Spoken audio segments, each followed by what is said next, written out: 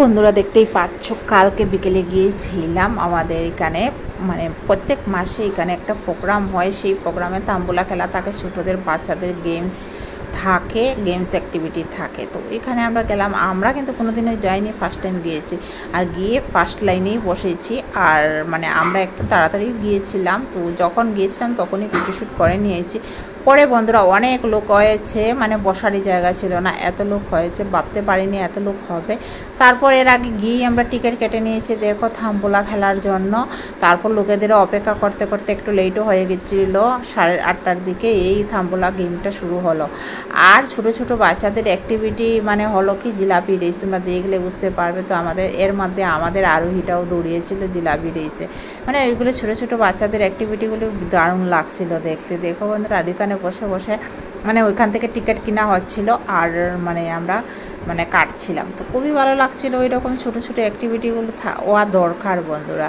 তো সব জায়গাতেই তা আমাদের এখানে তো একটু একটু হয়, তো সেইগুলো আমরা একটু ফিল করি, ভালো লাগে এই জন্য। আর কোনোদিনও এই রকমের ভিডিও আমি তোমাদের সঙ্গে শেয়ার করিনি বন্ধুরা। তো এবারও ভাবলাম না একটু করেই নিই, এই জন্য বেশি ভিডিও বানাইনি, একটু বানিয়েছি। অনেকই সুন্দর পার্কটা ছিল, কিন্তু আমি পুরো পার্কটা শ্যুট করতে পারিনি। তার কারণ হলো আমাদের থাম্বুলা খেলে বাচ্চাদের গেম টেম শেষ হতে হতে একটু লেট হয়ে গিয়েছিলো। তারপরে খাওয়া দাওয়া করে ঘরে চলে এসেছি। বেশি রাত্রে এখানে থাকা যায় না, 9:30 পৌনে 10টার ভিতরে লাইট ফাইট অফ করে দেয়, এদের একটা নিয়ম আছে বন্ধুরা, তার জন্য। তো অন্যদিন যখনই যাব আমি খুব তাড়াতাড়ি সব পুরো পার্কটা আমি শ্যুট করে তোমাদের সঙ্গে শেয়ার করব। আর খুব সুন্দর জায়গাটা বন্ধুরা, কি বলবো, মানে এত সুন্দর পার্কটা। মানে আমাদের এখানে এরকম পার্কে ঢুকতে গেলে অনেক অনেক টাকা লাগবে, কিন্তু এখানে তো ফ্রিতে আছে। তো আমরা তো খুব মজা করি এরকম ফ্রিতে পার্কে ঘোরাফেরা করতে। আর দেখো বন্ধুরা গার্লসরা দৌড়িয়েছিল।